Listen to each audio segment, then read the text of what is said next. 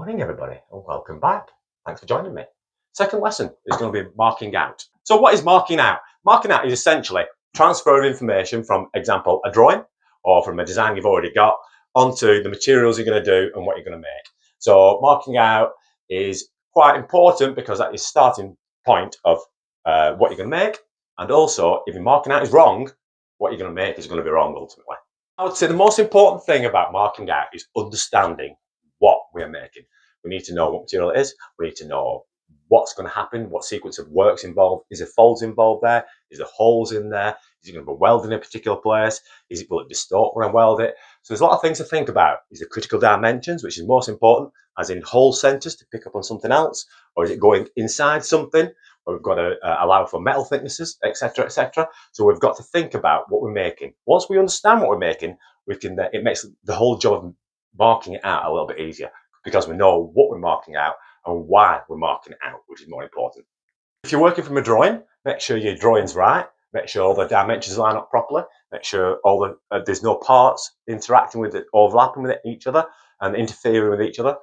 So just a quick check over, make sure that what you're marking out from the drawing is correct initially from the drawing, because mistakes do happen. Everybody makes mistakes. So we just need to double check that to eliminate the amount of mistakes we make at our end. Allowances, making sure there's any allowances in. So when we're reading this drawing or looking at what we're making and that thinking time, we can see if there's any allowances in there. So we've got some things called bend allowances and metal thicknesses. So we need to make sure, do we need to think about these when we're building something, and have we allowed for these when we are building what we're building and what we're marking out? So these are key things to think about. I will touch base with metal thickness and bend tolerances next week, because it's its own real lesson, because there's a little bit of knowledge to know about that. But once you understand that, marking out, as long as you've thought about it, makes it marking out a little bit easier. Another little tip to think about is material. Is it secured down? So when I'm marking and working on it, is it going to move around? Because I want to make sure when I'm working from particular edges that it doesn't move, because that causes inaccuracies. We need to make sure the material's fixed down. If it's small and light, amount to clamp it down. This is where we came to last week about putting clamps in place. If it's of a heavy weight, you might not need to, but just make sure you've got access around it and you can move and go around without moving the material too much, because we don't want to cause inaccuracies while we're working away. Mark making, what we're going to make a mark with, we've got to think about this. If we use a marker, it leaves quite a thick line and it gives us a lot of variation of where the dimension might be. A marker is about 3 mil thick, whereas if you use a scribe, it's pretty much bob on, it's accurate. So if I'm using anything to be accurate, any kind of marking out, I tend to use a scribe, a really thin marker, or a really fine pencil, depending on what material we're working on. But the thinner the line, the more accurate it needs to be. It can be the difference between right and wrong using a marker and a couple of lines, especially over a sequence of different folds, for example. We can get a lot of variation in that, and it will cause it to be wrong at the end. So I think we should always use thin lines where we've got accuracy involved with it. To make a mark, some people just put a little dot. I find that can be quite misleading sometimes, because if you've got a sheet and there could be little scratches on there, you're not going to find that again. So when I make a mark, I generally do an arrow like that. Doesn't matter how big it is, how small it is, just an arrow, what you can recognize quite easily, especially when you scan up and down a sheet. So we can get that. Once we get the arrow, simple thing, then you can go down your sheet, get your square, and that'll be in the right place. I overemphasize it with a marker afterwards, so I can find the location, especially on folds when I need to. But essentially, if I do an arrow, I can easily find that location when I'm marking things out later on. I think the 3 basic things to understand before marking out are squareness, datum edges, and accumulation of errors. Squareness then. So squareness essentially is making sure this sheet is square. All corners are 90 degrees. We can use a square and try and do that, but I find it quite inaccurate sometimes, especially on big sheets.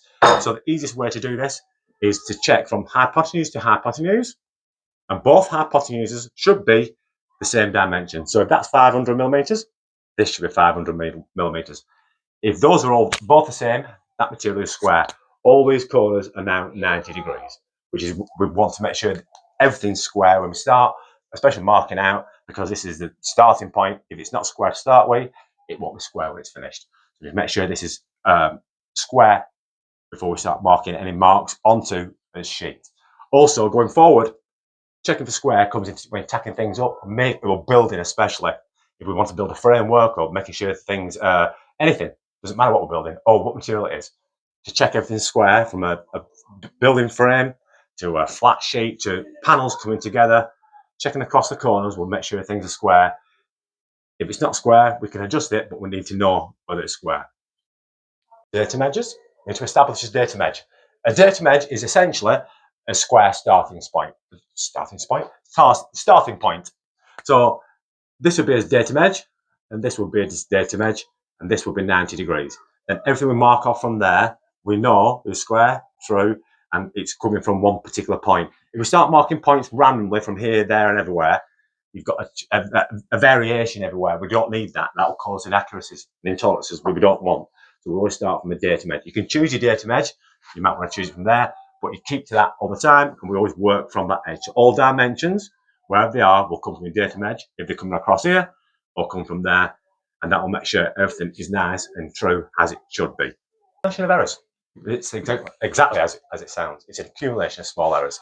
So like I was saying before, with the mark making, if it's a 3mm marker mark, and we've got 10 marks, we could potentially, if we miss the mark by 3mm on each time, it could be 30mm out at the end of the job.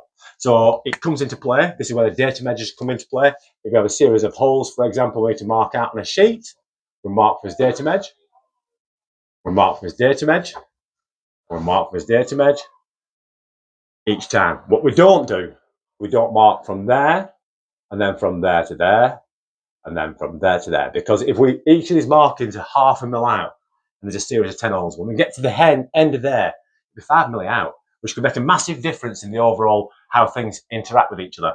And also, if we are making things, if we're not aware of the accumulation of errors, we're making small parts, and they all come together. And the small part is maybe a 0.5mm too big or a mil too big.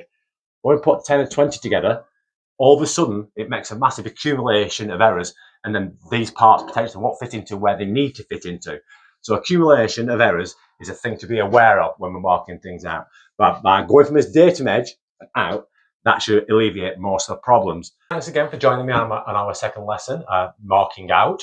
I hope that explains a couple of things about marking out, whether it's about squareness, datum edges, or whether it's about accumulation of errors. We will touch base with it all the time because this is relevant to a lot of building work, tacking things up, marking out. But like I said, this is fundamentals. We start at ground level, working his way up. So this was a starting point of basic fundamental marking out. Next time we're going to go into bend allowances and metal thicknesses when we come to bending. So this is going to be a little bit of a trickier subject, be a bit briefer, but it's relevant information we need to know. So thanks again for joining me, and hope you can join me next time for bend allowances. Bye.